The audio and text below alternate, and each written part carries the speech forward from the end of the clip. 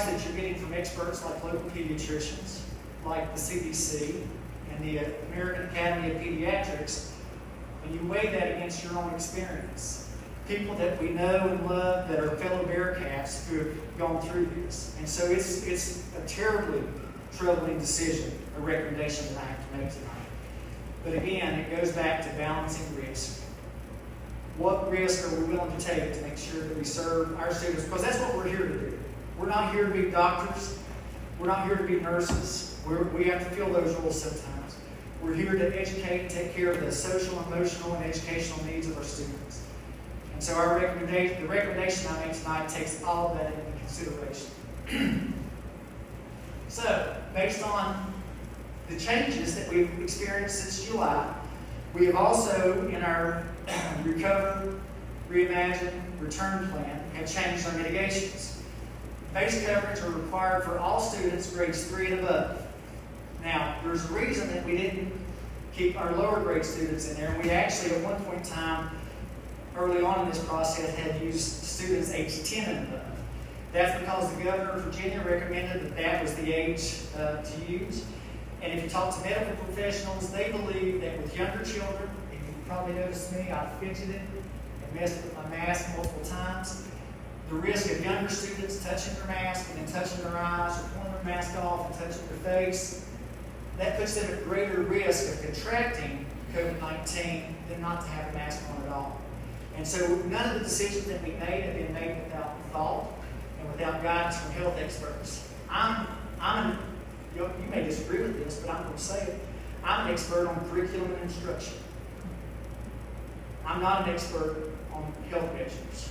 So we need advice from health experts, we go there. And that's what the health expert says. Now, keep in mind, if we go into a low red, and we have to make a decision, am I against requiring that all students grades 3K through 2 also have the requirement to wear a face mask? I'm absolutely not against it.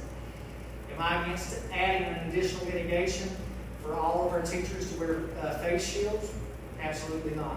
I want to do what it takes where we can open in a safe environment as possible and mitigate the other risks so that we can serve our children. Even though we're not requiring those younger students to wear masks, we are strongly encouraging, and our teachers are really good motivators. And I'm sure if there's a will, there's a way, and they will make sure if there's a way to get those students to keep those masks on, they will certainly do that. The mask also must be worn in classes where 6 feet of social distancing cannot be maintained. They must be worn during temperature checks, and they must be worn during transitions. Staff, we also are encouraging staff to schedule creative and safe ways to provide face covering breaks. I just kind of pulled that off myself because I'm getting a little hot here underneath my mask, and so I pulled it off as an illustration. But I think we can all use face covering breaks, and I know that our teachers will come up with creative ways to make that happen. And again, we have also purchased additional air scrubbers. I mentioned that earlier as well. So what solutions do we have for opening school? First of all, our first option is just to approve the plan as it's already been presented, which we're calling now the in-person hybrid plan. We could also increase mitigations. I just mentioned a few ways that we could increase mitigations, and we could implement this very same plan. We can adjust our school start date, move it back, and implement the plan as presented, or we can do the same thing and increase those mitigations as I just mentioned. We could always come to school on August 20th as scheduled in person for everybody that wants to, develop those initial relationships, set those expectations, and then the following Monday go fully remote for all students. On August 20th, we could come in with the alternating hybrid model, the AABB model. Or we could come in fully remote on August 20th, never bring our students in at all, and just have everybody start the school year fully remote. And then finally, we could also adjust the school start date. There's a lot of options, as you can see, and open school with either an alternating hybrid or a fully remote model. So we have a lot of solutions. I don't know that any of those are perfect. A lot of those will work. Some of those are better. Some of those are worse. But we do have, it's not like we're pigeonholed or that we're in a corner and we're having to fight our way out. We have lots of options and lots of solutions. So, in order to make that decision, we want to do it with data. We have already been told, not by anybody here in Bristol, but the state superintendent who is directing and leading this process across the Commonwealth, go ahead and get ready. Be flexible. Be agile. Know that you may, every Thursday, you may have to tell the people that live in your community what learning model you'll be following the next week. We're not at that point yet, but we very well get that. We might start the year in person. We might go fully virtual. We may come back in a hybrid, go back fully remote before we can ever make it back fully in person. We've been warned that that very well may happen. The same has been true for the state health department. We need to be ready and able. When we're ready. If we have to start school tomorrow, well, not really, because we gave teachers till August 20th to get all the lessons done. But if we're ready to go fully remote, we're ready to go fully in person, and we're ready to go if we're in a hybrid model. We have to make a few adjustments here or there, but we're ready. Our team has been phenomenal. But as we make those decisions, we don't want them to be arbitrary in making those decisions. So we're going to look at a lot of different data metrics. We anticipate a metric will be provided by the Virginia Department of Health. It was debuted to us last Tuesday. However, I think its debut was not very well received. And so I think that they are reworking the state dashboard. I'll just tell you one thing about that state dashboard as it was presented. We're making decisions, trying to make decisions on a local basis based on our local health metrics. Well, the region that they assigned us to was Southwest Virginia. That makes sense. However, Southwest Virginia extended all the way to Augusta County. I don't know how familiar you are with the state of Virginia, but that's about a 6-hour drive from Lee County. It didn't make a lot of sense. And so you'll see I don't give that a lot of weight as we're making a decision. Hopefully, we can get that same information from the dashboard by zip code level. And that remains to be seen. I've worked with the Mount Rogers Health Department to create a model that's like the Tennessee traffic light for Bristol. That model focuses on the 14-day average of new positives, but it breaks it up to 100,000 person population. And so for us in Bristol, every time that we have a new case of COVID, when it's applied to this model, it's like we've had over 5 cases as you compare it to 100,000 people. So every time, it's hard for our numbers to go down, because even if we just have 1 new case, it's like we've gotten 5.5 new cases. And so it's great to be small because we can be agile and we can make things happen in small communities that you can't make happen in large communities. But this is a disadvantage because every positive case we have has such a large impact. But that's the data that we have. We're also tracking that same metric for Washington County and our health district as a whole, which goes all the way from Bland down to Bristol. Now, we are taking Grayson, Galax, and Carroll County out. You may or may not be familiar. They've had some outbreaks in nursing homes there, and actually Galax is one of the hottest spots, according to data, in the entire United States. They had almost 400 cases and only 6,000 people that live in the city. And so we're looking at our health district as a whole, so that'll be Bland, Wythe, Smith, Washington, and Bristol, and seeing how they fare on the red light, green light, yellow light metric. We are also tracking our percent positive rates for Bristol, Washington County, and Sullivan County, and other divisions as well. Most divisions in our area remain at about 1/3 of 1%. If you look at Northern Virginia and the higher populated areas like Richmond, you'll see that their percent positive rates are in excess of 1 full percent. So even though going from 4 to 65 feels like a huge jump, when you look at the total impact on our overall population, it's nowhere close to the areas that are choosing to go fully virtual.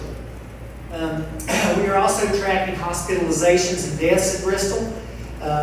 We think that's an important piece of information. If people are testing positive, how is it affecting them from a health standpoint? We're also tracking the number of outbreaks in Bristol. We're tracking the number of positive cases in school-aged children in Bristol. And then this was one of the additions that I made right before we came in here today.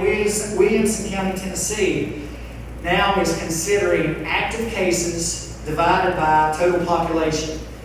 And if you look at, and so their metric would be that if you're not just your total cases, but the number of positive cases in your community, if it exceeds 1% of the total population, that puts you into the red.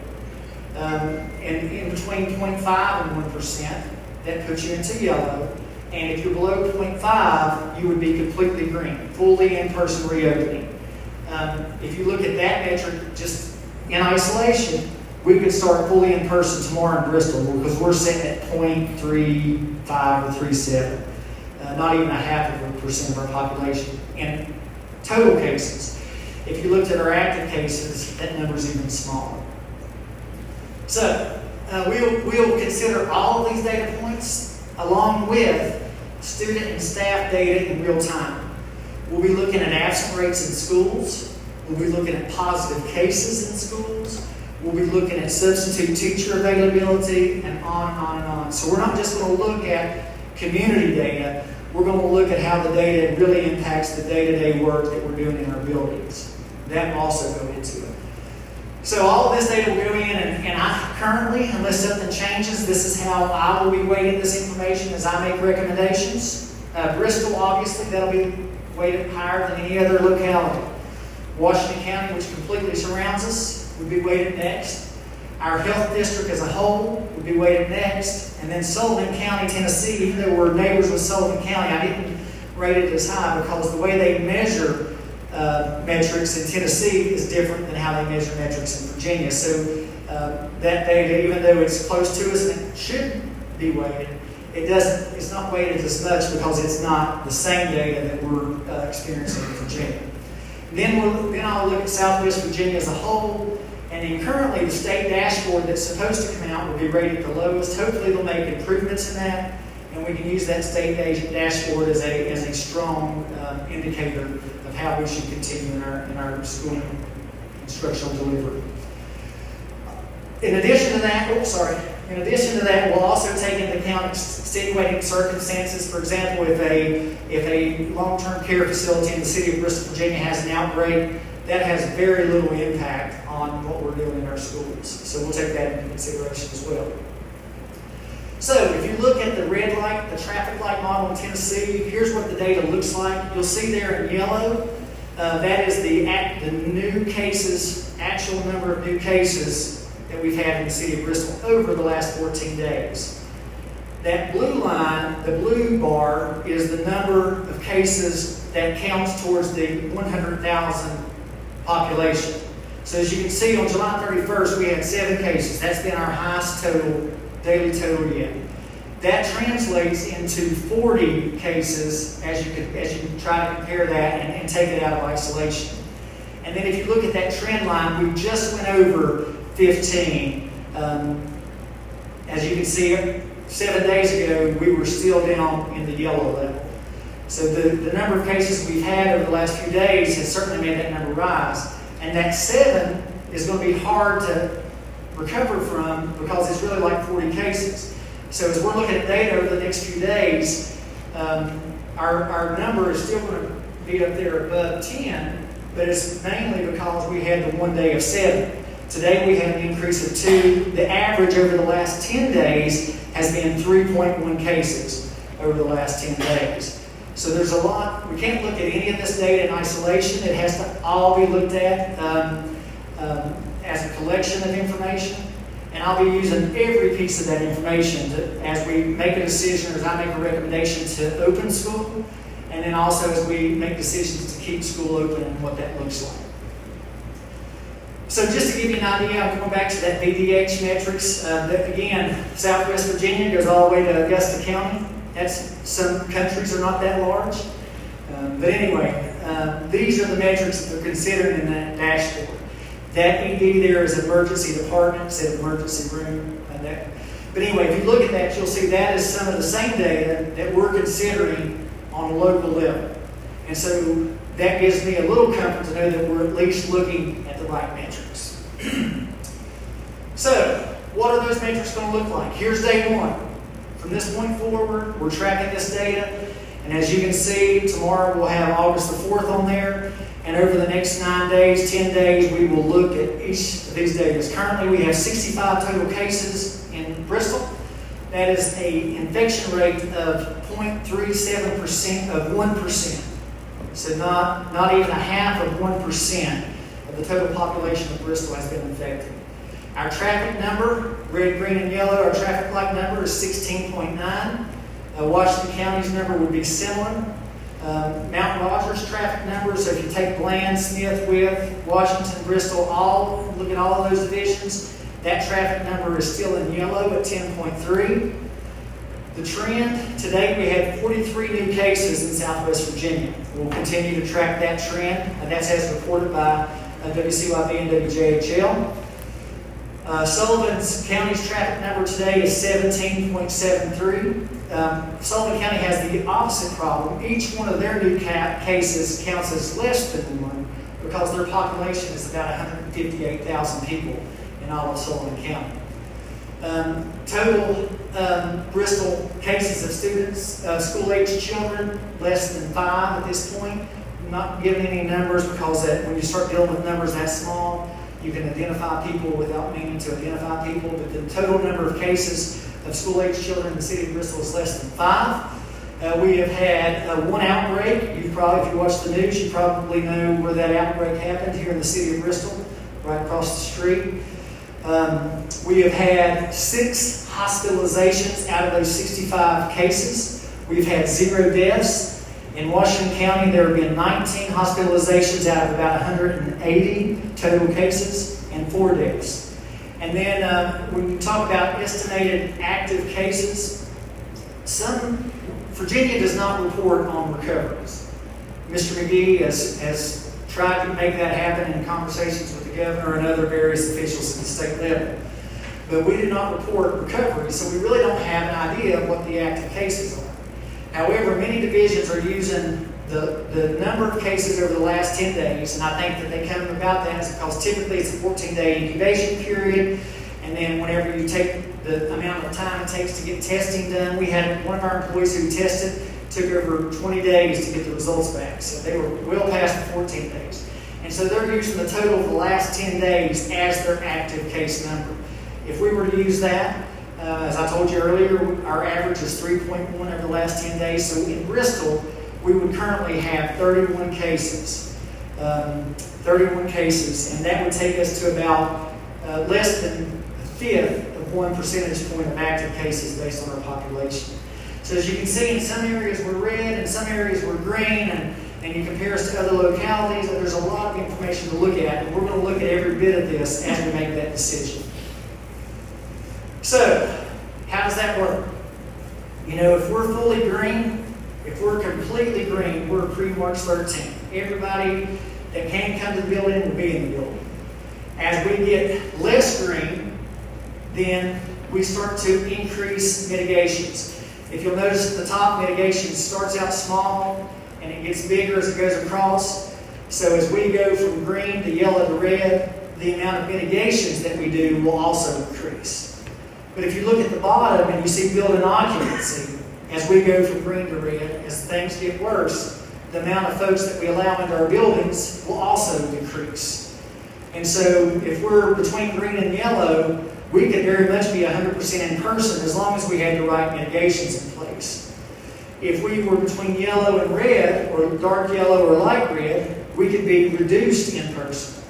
However, if we get to full tilt boogie dark red, then at that point we're probably fully remote. Let me remind you too that unless we get just completely out of hand in the deepness of the color of red, we still can provide in-person instruction to small groups of students. That could be a student with a severe disability. It could be a student with an English language learner.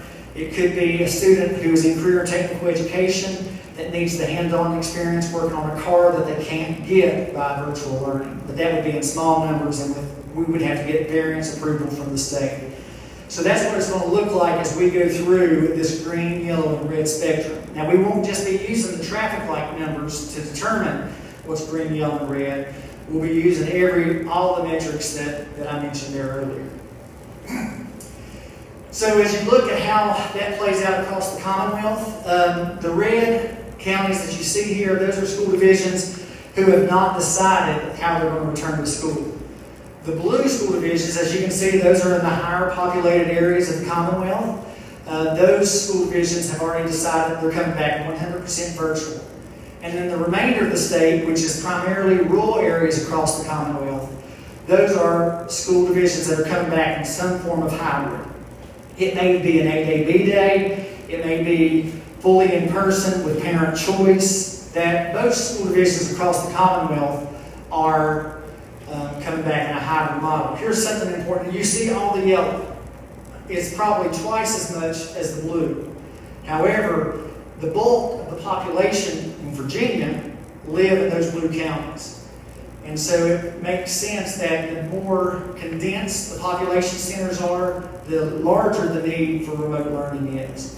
And I think that's this is actually put out by a BEA representative who actually ran for the House of Delegates, Tim Hickson. Anyway, he has a website. I'll send that link to you if you'd like to. They've got some more information there as well. So here's my recommendation. It took a long time to get here, and I apologize. I think everything that we talked about is very important. I recommend that we approve the current plan, our 3R document, with the increased face covering requirements that we've added since the July meeting, and that would be with an in-person hybrid model with parent choice, and Fridays being virtual for most students. However, if a student needed additional assistance, they needed enrichment, or if the parent just couldn't provide child care, those students could come to school or work with one of our outside agency partnerships.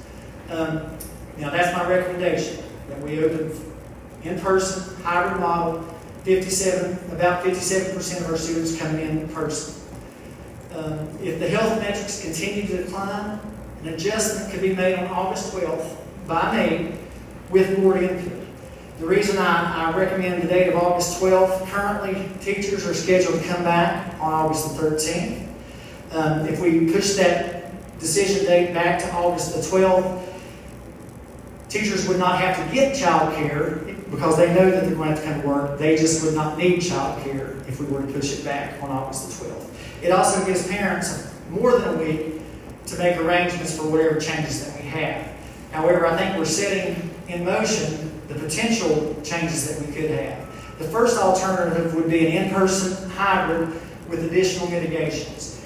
And so if we see an increase in cases, we see an increase in our color, but we still think that we can go safely to school based on the recommendations and guidance we receive from health officials, we would add additional mitigations such as all staff wearing face shields, all staff wearing gowns, all students, regardless of age, being required to wear face coverings. Those are some additional mitigations that we could put into place.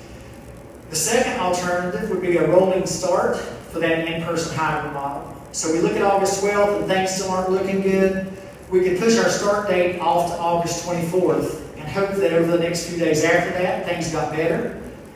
We could reconsider it again a week later and look at starting on August 31st.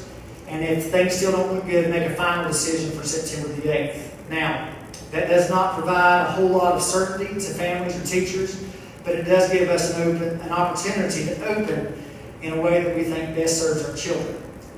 The third option, I mentioned this earlier, would be an in-person on day one, and then follow the appropriate alternative after that. It could be an alternating hybrid or fully remote. And then finally, we could just go ahead and make a decision tonight, or we could make it on August 12th either, to not do any of those things. Go ahead and start school on August 20th, but start in an alternating hybrid or a fully remote model. And so again, my recommendation is that you approve this plan with increased face covering requirements, the in-person hybrid model that gives parents a choice. We revisit that on August 12th. If our health metrics get better, we continue. If our health metrics stay the same, we continue.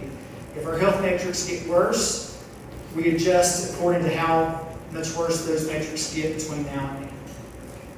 And we have additional alternatives if that's not the direction the board chooses to go.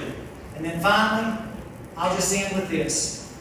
When you look at the big picture, we're not just talking about COVID-19. We're talking about the COVID crash. We're talking about the needs of students with IEPs.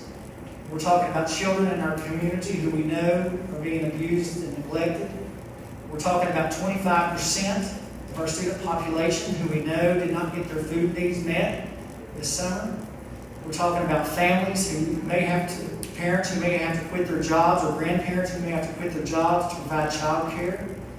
We're talking about a lot of different factors as we make this decision. If I could have chosen whether or not I had to make this decision, I could have laid it at someone else's feet. I may or may not have done so. It certainly would have been easier. But I believe the decisions about how we reopen school, when we reopen school, ought to be made here in Bristol and not be made in Richmond. We have the data that we need to make educated decisions. We have the variances that we need to work with teachers. We've got some teachers that are going to be working with us in a virtual mode this year because of some health concerns. We're happy to work with those. We've surveyed our staff. We only know of 3 staff members total who are concerned about coming back if we come back. Now, I know that there are concerns, but I'm saying when we asked them to contact the principal of human resources about whether they would come back under the current plan, if they had health concerns or other factors, we've only heard from 3. Now, obviously, I'm not blinded that I don't think that people have concerns. I have concerns. It weighs very heavily on me. I know our teachers and our staff members do as well. But currently, we believe that we follow this model as long as our health metrics do not decline, that we can fully staff and provide the education that our students need and deserve. So, with that, I will open it up to any questions that the board may have. Mr. Fletcher. Thank you, Dr. Parrish. Before discussion, I think we need to have a motion.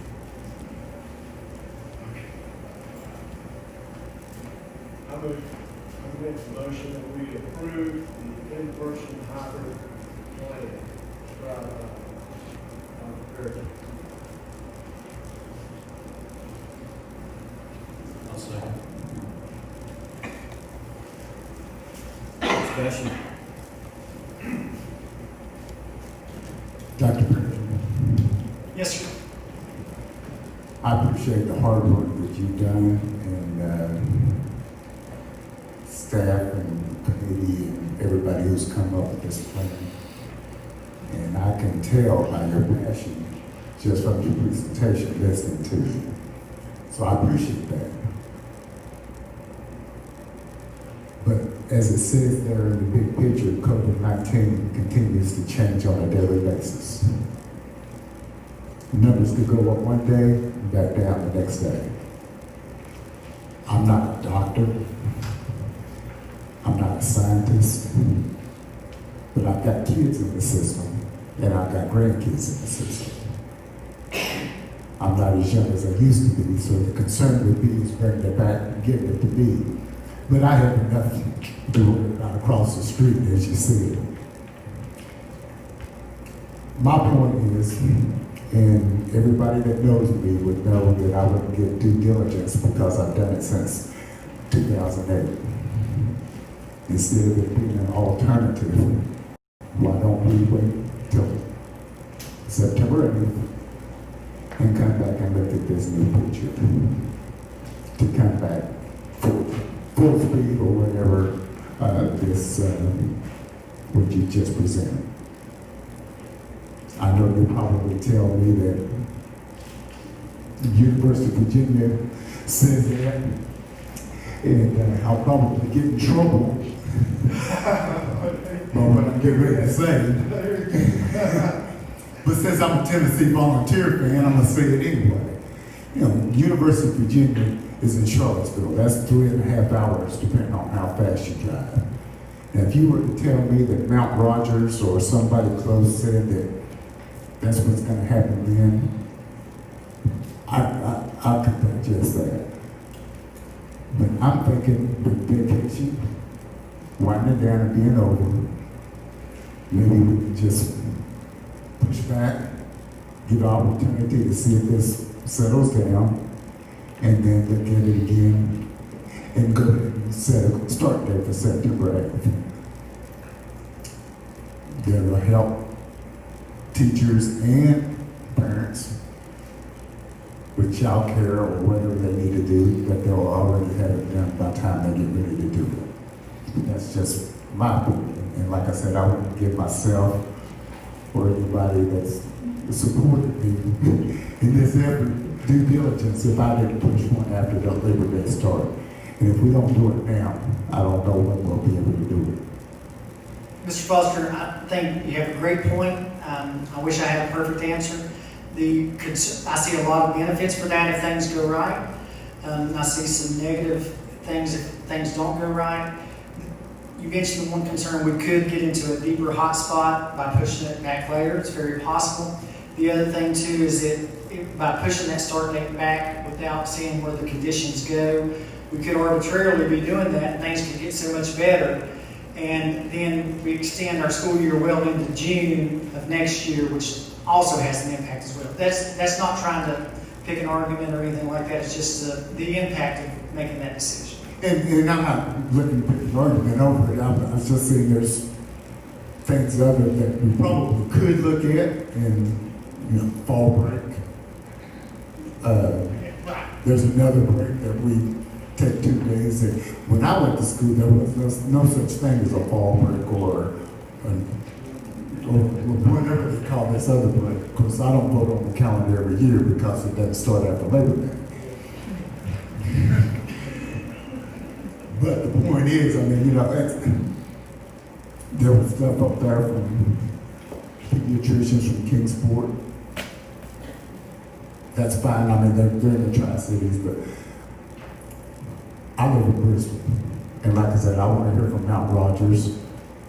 If we push back to after Labor Day, let's see what Bristol, Tennessee, what they've done. Let's see what Washington County, what they've done.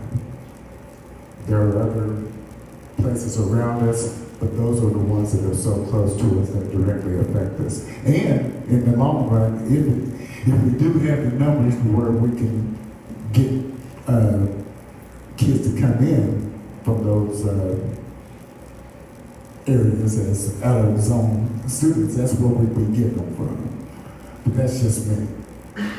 I certainly understand your point, and the only thing that I would change about that recommendation is that if the board does decide to do that, move to a Labor Day start, post-Labor Day start, that we not do it tonight, that we at least see what the metrics are 9 days from now on August 12th. That would just be an addendum to your recommendation, not that I have the authority to do that.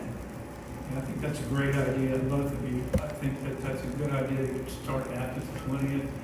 See what happens if the numbers are going up, see what happens in Tennessee, see what happens in Washington County, all around here and throughout the state. I'm worried. I don't think the numbers are going to be dropping. I hope I'm wrong. But I agree with you on what you're saying about that. And last year was just blown away. Anyway, I mean, we just basically threw the year out the window. And it's not going to bother me to see us spend a little more time in school this year, knowing that we erred on the side of safety. I agree with you. And I agree with what you said, that we need to come in and we need to talk about this when we make this decision later. But I agree that the plan is good. I'm not sure about the face mask at whatever grade level. I don't know how that's going to be taken into consideration. But like I said, if we just push it back and my opinion, just push it back and look at it. Because we need to be in school. Our kids need to be in school. They need to make relationships with their teachers. I just don't know when the right time is. Ms. Hicks is going to, I was supposed to say this in the presentation, keep in mind, we cannot serve meals again until the first day of school. So if we do move it back to September the 8th, we cannot serve another meal until September 8th. That's just another factor to consider. Our summer lunch program, our summer feeding program is over, and the next meal that we can serve would be on our first day of school. Well, like I whether it's said, remote or in person. Right. Well, like I said, we've already witnessed some of the remote part things, how much of a nightmare that would be. But like I said, we need to be in school in person, just when it's the right time to do it. Yes, sir. If we started virtually first and then went to the actual classroom thing, would that count as having started school and we could start serving the meals then? Yes, sir. I like the idea of starting after Labor Day. That's the way it should have been done all along, but we're in a different age right now. And we have a student population that's at risk as we speak. And the quicker we can get them into school, the lower the risk will be for that population. And we know that COVID has been getting more apparent in this town since March. We started out with one case, now we have 65. 65. And I don't see that trend reversing anytime soon. And now's the time. This is as safe as it's going to be for the number of cases. And it gives us a chance to get our sea legs, so to speak, and get our balance, find out what's going on. And then, you know, if the risk and the safety is compromised to the point that we're in the red zone, we've got different alternatives to go to. And it just saddens me to think that we've got 75% of our student population that depends on us feeding them to some degree. And missing a meal from now until September, that's bad stewardship on our part. We not only have to educate our children, but we have to feed them, we have to protect them, we have to counsel them, we have all kinds of different duties that are attendant to public education. And I don't think that anybody in the public realized how important the school system is to our economy. The daycare that our school system provides is just a basic component for people going to work. And we have a huge responsibility as a board to do what's best for our children. And I've thought all along that getting them back in the classroom with the fact that they don't transmit the disease, they don't catch it nearly like the rest of the population does.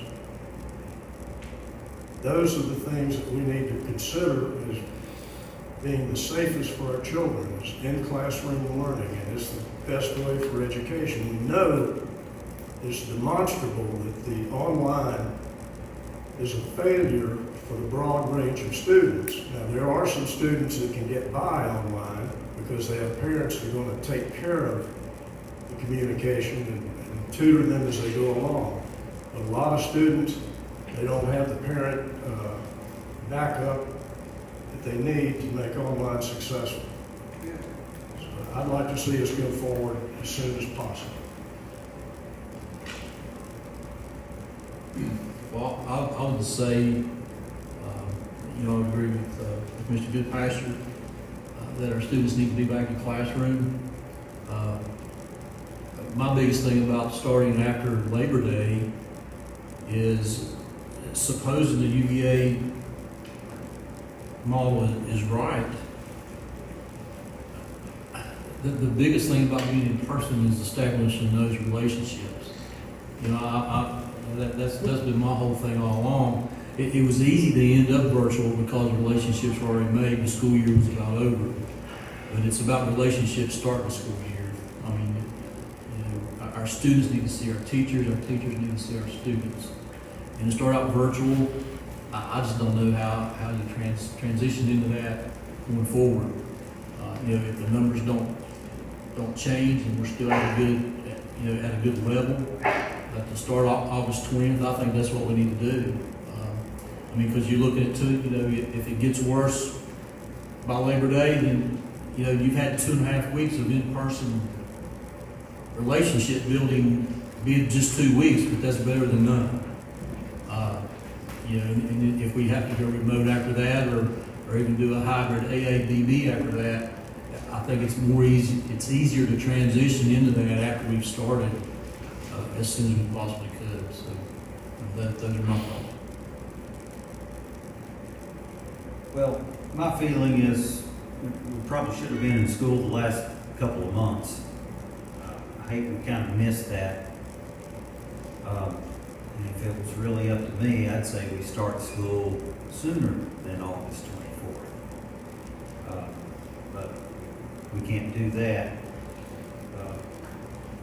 We've got plans in place to be flexible, to constantly monitor the COVID situation around us daily.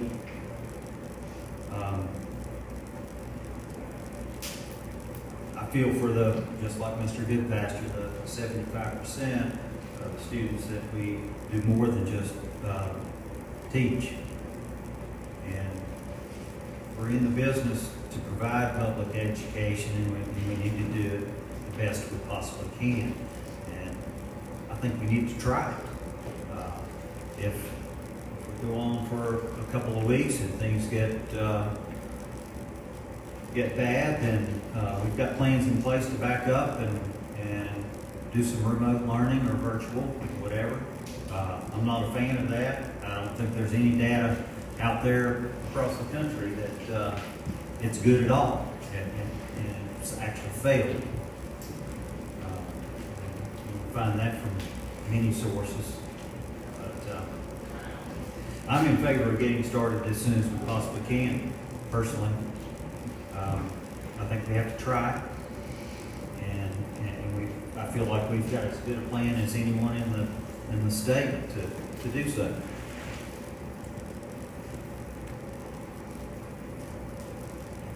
I don't want to put anybody at risk, teachers, students. I'm at risk every day. We all are. But we just have to try to minimize the risk. And I think that's what our plan is. And in all the conversations tonight, I'm not sure if it means we also have some of those mitigating factors on display there. If anybody has questions about the mitigations that we have in place, we're happy to answer those. And anyway, I'm probably failed to mention that, but several of our mitigations are on display. You probably had your temperature taken as you came in the room. Again, the CDC recently said that they don't recommend testing or taking the temperature very soon when they come in the building. So maybe next week it'll change again.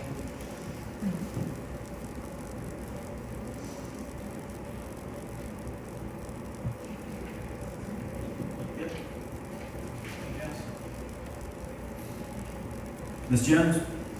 Mr. Alice, Yes. Mr. Foster, No. Mr. Goodpasture, Yes. Mr. White, Yes. Mr. Fletcher. Yes.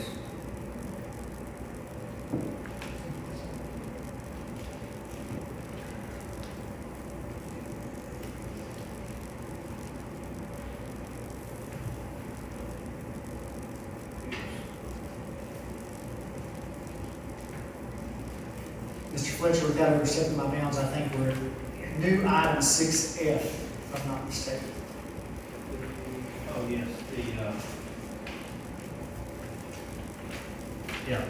the item that was in the consent agenda. Yeah, the question I had, what's the rationale for this? Is the old one the one that's underlined? If you go down to the bottom, currently, teachers, staff members, employees of any nature, even if they have leave available, they can take leave without pay and save their leave up. That's not consistent with best practices or with other division policy manuals. I'm not sure how that came to be, but it has become an issue. And so all we're saying is employees can take leave without pay, but they need to exhaust the leave that we give them first before they take leave without pay. So this has become an issue? Not a widespread issue, but an issue in a couple of departments. And anyway, I was unaware that was even a policy until it was brought to my attention.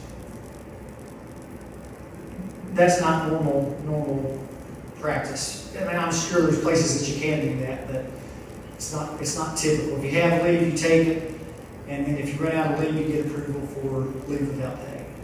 I wonder, because usually these things, we approve them from the ESBA, This is a regulation. and I saw we done this on the 19th and 20th, or in 2019 and 2020. Just wonder what the rationale was for that. That was it, and again, this is a regulation and not a VSBA policy. Typically, regulations, the superintendent just does those and notifies you, but anytime the regulation has substance such as this nature, we want to make sure that you're aware of it. We need a motion on that? Yes, sir. And again, if you want more time, we don't have to discuss it tonight. We're meeting on the 17th. We can bring that back up with the policies on the 17th as well, in case anybody wants to do further research. You say it's a regulation, does that mean we have no choice? No, sir. It just means if you don't approve it, I can come right behind you and approve it. That probably wouldn't be wise on my part. What you don't have a choice about are the VSBA policies that get us in line with state law. Regulations, I typically approve those in office. Sometimes I bring a regulation like this, and then we'll discuss right after this to the board, because I probably ought to get your permission rather than your forgiveness. And I'm smiling. Mr. Chairman, I'll make a motion to approve the approval of update GCBD-R1 staff leave and absences regulation. Second. Ms. Jones? Mr. Abbott? Yes. Mr. Foster? Yes.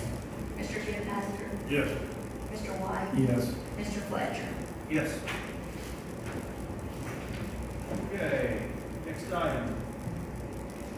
Item 6, discussion of regulation IKF R2, determining class rank classes of 2019, 2020, and 2021. Yes, sir. Mr. Fletcher, Mr. Chairman, members of the board, class rank is another one of those regulations. This is a housekeeping matter. This does not change our practice. If anybody's been on the board either this decade or in a previous decade, you've probably had issues with class rank and how that's determined. Currently, the way that we implement this policy is students get to count the 8 classes that they're in towards class rank. If they want to take additional classes, they count towards GPA, but not towards the quality points of class rank. And so this policy currently mentions the courses you take during the day, but it does not put a limit, even though that has been our practice, is to have the limit of 8 courses per school year. And so, Mr. Collins, in consultation with the guidance department, just as a housekeeping matter only, we recommend that we add the language to make it 8 courses per year during the regular school day. We'll provide that language, but we wanted, class rank can always be a very hot topic that you may hear input about. So we wanted to have it as the discussion item tonight, allow you to ask any questions, but provide families ample opportunity to provide input prior to approval on the 17th. And again, it doesn't change our practice, it just formalizes our policy. Did I miss anything, Mr. Collins? Yeah. Well, that all classes taken, it doesn't discourage students from taking those extra classes. They will still show up in the GPA, and they will be on their transcript. They just won't count toward class rank. So they're limited to 8 classes? 8 classes for class rank. They can take 12 classes a year. The other 4 will count towards GPA, but we don't use GPA as a measure of class rank. You get quality points for class rank. And so you can only, to have a level playing field, we can, because, you know, if you have unlimited resources, you can take as many college classes as you want and add those to the class rank. And so to keep everything equitable, equal, and everybody on the same playing field, we limit that, which is not uncommon in other school divisions as well. And that's been our practice. We just didn't have our policy tight enough to, in case there were questions about it. So just housekeeping, really. That's it. So we'll bring it back on the 17th for your approval again. We will encourage families who have input to provide that to your teachers and staff as well.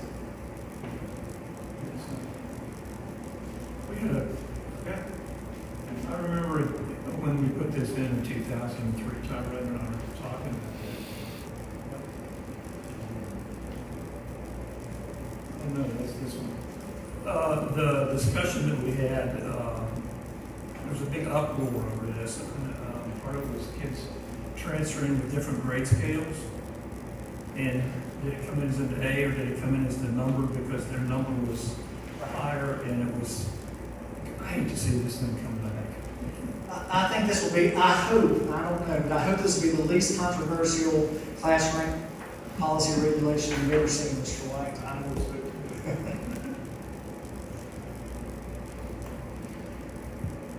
Okay, thank you. That takes us to closed session. Mr. White. Is this the red one or is this the? Yes, no, it's the other one. Pursuant to section 2.2-3711A1A8 of the Code of Virginia, I move that the board convene a closed meeting for the purpose of discussing the following matters. Discussion of personnel is authorized by section 2.2-3711A1 of the Code of Virginia in consultation with legal.